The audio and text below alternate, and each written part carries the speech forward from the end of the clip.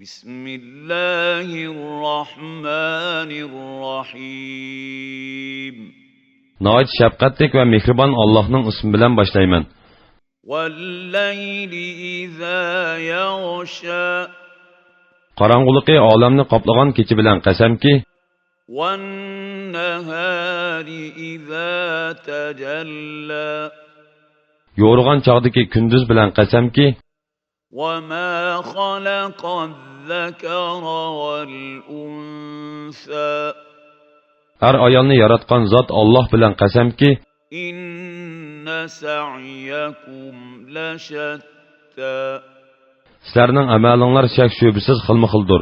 فأما من أعطى واتقى وصدق بالحسنى Pul milni Allohning roziligi uchun sarf qilgan, taqvodorlik qilgan, kalima tavhidni tasdiq qilgan odamga kelsak, فسنيسره لليسرى uningga biz yaxshi yo'lni muyassar qilamiz. وأما من بخل واستغنى وكذب بالحسنى Bexillik qilib Allohning savobidan o'zini behojat hisoblagan, kalima tavhidni inkor qilgan odamga kelsak, فسنيسره للعسرى biz uningga yomon yo'lni muyassar qilib beramiz.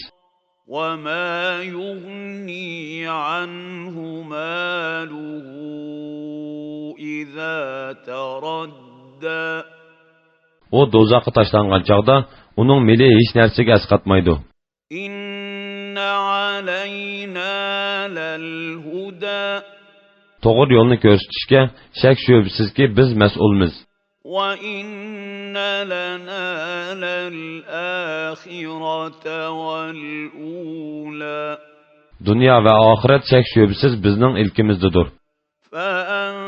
فأنذرتكم نارا تلظى Sizlarni lavildab turgan o'tdan ogohlantirdim.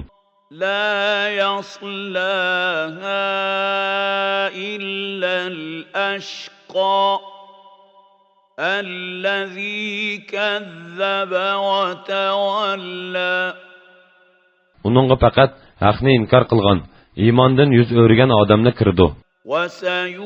وسيجنبها الأتقى الذي يؤتي ماله يتزكى Poklanış uchun mol mulkini yaxshilik yo'llarga sarf qiladigan odam uningdan, ya'ni o'tdan yiroq qilindi. وما لأحد عنده من نعمة تجزى إلا ابتغاء وجه ربه الأعلى Uning qilgan yaxshiligi birovning yaxshiligini yondirish uchun emas, faqat ulug' Parvardigorning roziligi uchundir.